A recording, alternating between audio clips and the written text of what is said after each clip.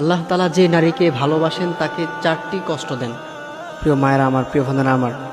আপনাদের মধ্যে আপনারা যদি এই চারটি বিষয় দেখতে পান, এই চারটি কষ্ট যদি আপনারা দেখতে পান, তাহলে ভেবে নেবেন আল্লাহ তাআলা আপনাদেরকে খুব পছন্দ করেন, আল্লাহ তাআলা আপনাকে খুব ভালোবাসেন, আল্লাহ তাআলা আপনাকে খুব মহব্বত করেন। এই জন্য অবশ্যই এই চারটি লক্ষণ যদি কোনো বোনের মধ্যে দেখা যায়, এই চারটি কষ্ট যদি কোনো বোনের মধ্যে বা কোনো মায়ের মধ্যে দেখা যায়, তাহলে ভেবে নেবেন যে আল্লাহ তাআলা আপনাকে ভালোবাসেন, মহব্বত করেন। তার মধ্যে ফার্স্ট নাম্বার 1 যেটা, সেটা হচ্ছে যদি দেখেন যে আপনার অসুস্থতা লেগেই আছে, অর্থাৎ আপনার যে শারীরিক যে প্রবলেমগুলো দেখা যায়, মানে আপনি বারবার অসুস্থ হয়ে যাচ্ছেন, আপনার লাইফে মানে অসুস্থতা বারবার চলে আসতেছে, যদি এরকম দেখা যায় আপনার জ্বর হচ্ছে, তারপর মানে শারীরিক যে প্রবলেমগুলো আছে এগুলো দেখা যায় একটু বেশি বেশি হচ্ছে,